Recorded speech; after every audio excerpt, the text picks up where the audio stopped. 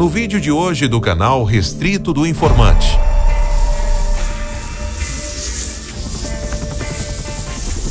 Entenda o que acontece ao seu redor.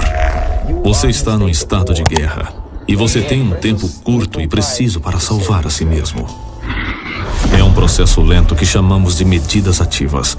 O primeiro passo é a desmoralização. Demora de 15 a 20 anos para desmoralizar uma nação.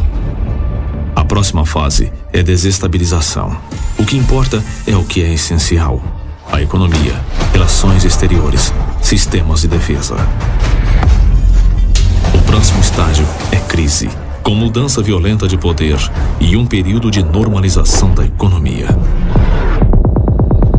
Isso é o que acontecerá com os Estados Unidos se for permitido colocarem em Washington um governo Big Brother que prometerá um monte de coisas, mas que nunca serão cumpridas. Guerra total não declarada, contra os princípios básicos e fundamentos deste sistema.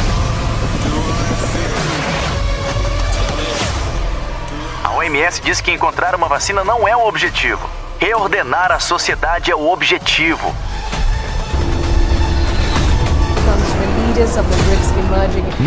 Não podemos voltar ao modo como as coisas eram. Esta é uma citação direta do líder da OMS. O sistema comunista mundial, ou a conspiração comunista mundial.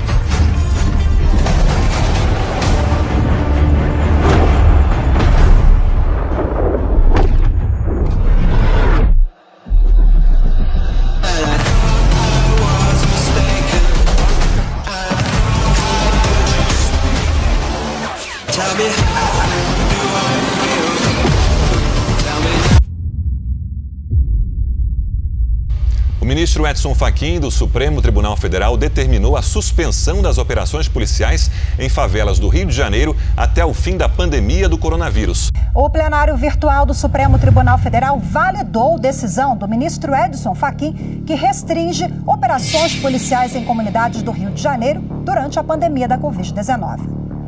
O Supremo Tribunal Federal mantém decisão que restringe ações policiais em favelas, até mesmo depois da pandemia.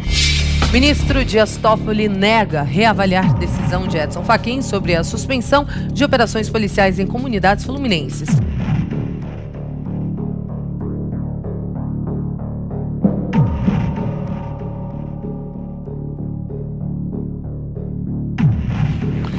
E os ministros do STF votaram para restringir a atuação de forças de segurança pública no Rio de Janeiro e favorecer o crime organizado. Para os ministros, o governo deve usar helicópteros nas operações policiais apenas em casos excepcionais, com justificativa. Também deve ser evitada a realização de operações policiais em locais próximos a escolas, creches, hospitais e postos de saúde. Um levantamento mostra que caiu o número de mortos e feridos em decorrência de operações policiais no Rio de Janeiro, desde que entrou em vigor a determinação do Supremo Tribunal Federal que restringe as ações em favelas durante a pandemia. Bandidos invadem o depósito, matam o segurança e vão embora com 2 caminhões carregados de eletrônicos. A polícia sabia que os produtos estavam sendo descarregados no Complexo da Maré, mas nada pôde fazer. 3 idosos são baleados ao entrar por engano em uma comunidade em São Gonçalo. Em investigação, nem a perícia foi feita. E a mega ação, com mais de 50 presos da Polícia Civil contra agressores de mulheres. Os acusados que moram em favelas estão soltos até agora. O roteiro tem se repetido desde que o Supremo Tribunal Federal restringiu as operações policiais nas comunidades durante a pandemia.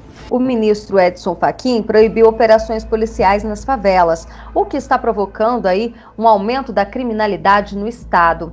As facções criminosas uniram 5 comunidades e expulsaram moradores, criando o Complexo de Israel. E o que está acontecendo lá? Vejam aqui. Olha aqui o que está acontecendo. Já que a polícia não pode ir, o que fazem os bandidos? Cris? Pois é, Enio, uma quadrilha de traficantes está invadindo favelas na zona norte do Rio de Janeiro para criar o Complexo de Israel. Olha só, no processo de expansão, os criminosos deixam rastros de violência e muito terror. Pessoas estão desaparecendo, moradores são obrigados a seguir uma nova religião e barricadas foram construídas à beira da Avenida Brasil, que é uma das principais vias de acesso à cidade. fuzil e pregação religiosa são as marcas da quadrilha do traficante Álvaro Malaquias, o Peixão, um criminoso que vem expandindo seus domínios na zona norte do Rio. O grupo surgiu na comunidade Parada de Lucas. Tomou o controle de Vigário Geral em 2007, da Cidade Alta em 2016, do Pica-Pau em 2018 e há 2 semanas expulsou a facção rival da favela 5 Bocas, se estabelecendo em uma região com aproximadamente 130 mil moradores, batizada pelos bandidos, adeptos de uma denominação evangélica de Complexo de Israel. Referências ao país, como a Estrela de Davi, costumam ser ostentadas pelos traficantes. E quem segue outras religiões é perseguido. Traficantes saíram da Rocinha, do Pavãozinho, do Morro dos Tabajaras, dos complexos do Alemão e da Penha, da Nova Holanda, na Maré, e dos morros da Providência, Turano, Prazeres e Falé Fogueteiro, em direção ao Morro do São Carlos. Entre eles, os bandidos interceptados na Lagoa, com carro roubado, roupas camufladas, granadas, munição, carregadores, fuzil e pistolas. Já são 5 dias esperando alguma ação da polícia. Esse é o caminhão. Está na favela Nova Holanda, no Complexo da Maré. O terreno fica a poucos metros do batalhão da PM e entre 2 escolas, na rua Teixeira Rodrigues. Mas a polícia não vai lá buscar. Foi isso que o representante da empresa ouviu na delegacia. O Complexo da Maré abriga uma das maiores quadrilhas de roubos de carga no Rio. O chefe do tráfico na região é Rodrigo da Silva Caetano, o motoboy. Na semana passada, a Delegacia de Homicídios da Baixada Fluminense indiciou Rodrigo Caetano pela morte de um vigilante durante um roubo num centro de distribuição de um supermercado em Duque de Caxias. A gente conversou agora há pouco com o representante da Polícia Militar, o porta-voz Coronel Mauro Flis, que disse, que a área é muito perigosa. Nas palavras dele, o Batalhão da Maré não fica na Avenida Atlântica, é uma área conflagrada e que os policiais, portanto, por causa também da decisão do STF de que proíbe operações policiais em favelas durante o período da pandemia, que os policiais, portanto, não vão poder entrar neste momento para retirar o caminhão. Ou seja, o motorista não tem o que fazer. Os caras estão soltos, roubando, traficando, matando, desaparecendo com pessoas. E os ministros acham que isso não pode ser contido. Mas como, gente? Como admitir que essa decisão tenha um conteúdo jurídico válido? Não tem nenhum. Em que hoje essa ideologia que prepondera na cúpula do Poder Judiciário é uma ideologia que está deixando o país nesse caos e é a que está se fazendo valer. Então o juiz não tem muito o que fazer. O juiz de primeira instância que pensa diferente, que não cumpre essa resolução e que não solta, se recorre e solta em instâncias superiores. Então assim, tá tudo errado. Tá tudo errado. Tá tudo errado. Os jogadores registraram os momentos de terror. Calma. Bandidos do Morro do Falé e de outras comunidades dominadas pela mesma facção tentaram tomar o Morro da Mineira, na região central do Rio. O confronto foi ouvido em vários pontos das comunidades. Nós, o cidadão, agora é opinião minha, tá, gente? Nós, cidadãos de bens, temos que ficar em casa e eles não têm que ficar lá, não, eles têm que sair. Eu acho que deveria era suspender as visitas, né? Seria melhor. Começou a oprimir visita, tem que matar o diretor, então chefe de guarda. Nós temos que tomar a cadeia. A quadrilha ainda faz planos para monitorar a polícia nas comunidades. Mas eu pedi até para fazer a filmagem, entendeu? Filmar as entradas, as saídas, por onde que eles vêm a pé, entendeu? Os polícia? Pra gente saber de tudo, né? As ordens da facção, segundo a Polícia Federal, partiam dos líderes que estão presos aqui no complexo de Jericinó. A comunicação com o lado de fora, de acordo com as investigações, era feita por aplicativos de mensagens e redes sociais. Os moradores foram pegos de surpresa pelos tiros quando voltavam para casa.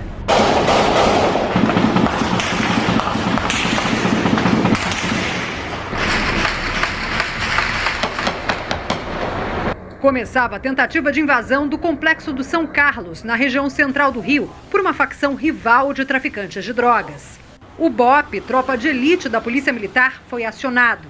Muita gente teve que passar a noite na rua, Chance que Ana Cristina da Silva, de 25 anos, não teve. Ela seguia para o trabalho e morreu, atingida por uma bala perdida enquanto protegia o filho de 3 anos. É uma associação com o crime, né? Primeiro com o pretexto da pandemia, de novo, né? com uma lógica indemonstrável, né? Como você tirar operações policiais da favela, salva vidas em tempo de pandemia. São os hipócritas, né? E a população está sofrendo, mas eles nem sabem, porque eles estão lá longe. Né? A população está sofrendo violência do crime, e eles nem sabem, e misteriosamente essas notícias não estão aparecendo. Eu acho que está na hora, assim, se a reportagem não morreu, está na hora de ir para as comunidades pobres do Rio de Janeiro, mostrar o que o crime organizado está fazendo com as pessoas. Mas está editado. Quem é que vai julgar o STF? Quem vai julgar seria o STF o próprio STF em condições normais. Mas o que está acontecendo hoje, justiça militar. A Lei 7170 compete à Justiça Militar julgar crimes contra a segurança nacional, mas aí tem outro subterfúgio. Tem decisões do próprio STF dizendo que isso aí não foi recepcionado pela Constituição de 88.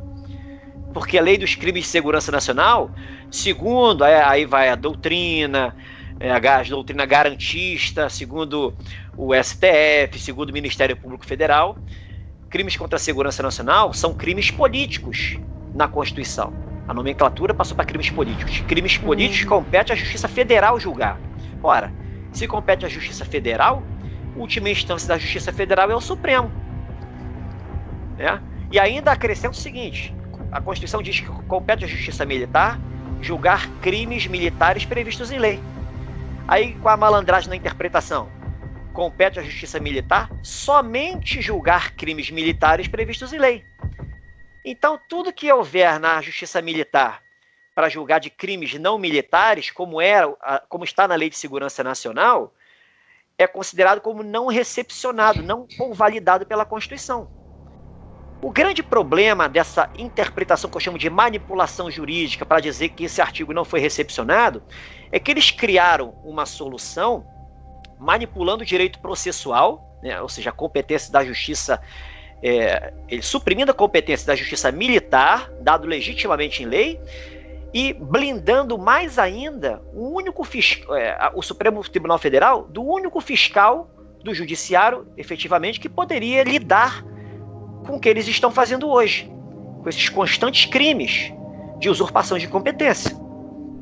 O procurador da República, Deltan Dallagnol, deixará a força-tarefa da Lava Jato. Deltan fez o anúncio em sua rede social. O da República, Deltan Dallagnol, deixou a Operação Lava Jato em Curitiba. Coordenador da equipe de investigadores desde a criação da Força Tarefa em 2014, Dallagnol disse que a saída é por questões pessoais. E procuradores do Ministério Público Federal, que integravam a Força Tarefa da Lava Jato em São Paulo, pediram demissão coletiva. A gente fala ao vivo com a Daniela Salerno. Daniela, bom dia para você. Isso depois da saída do Dallagnol, né? Olha, foram muitas divergências. 7 procuradores pediram demissão coletiva, alegando total incompatibilidade com a procuradora da República, que está à frente da Lava Jato aqui no estado desde março deste ano, a doutora Viviane de Oliveira Machado. Eles afirmaram que a situação piorou após ela intensificar o desmonte da Operação Lava Jato em São Paulo, tomando decisões sozinha, sem consultá-los. Estava na capa do UOL que o ministro Moro, na verdade, ele não pediu demissão. É que o Moro foi convidado pelo Bolsonaro a pedir demissão. Falou, olha, se você tiver vergonha na cara ou alguma coisa parecida com isso, você peça a demissão. Olha, nós estivemos perto de uma hecatombe aí constitucional das instituições.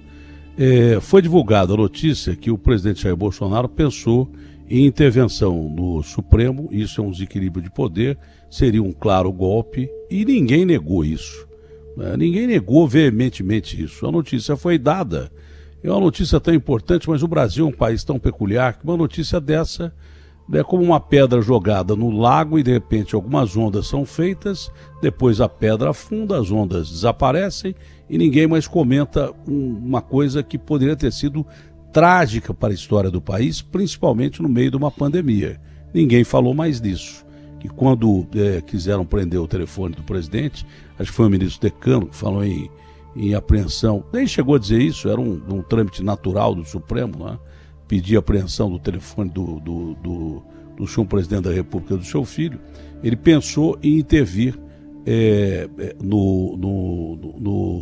Supremo.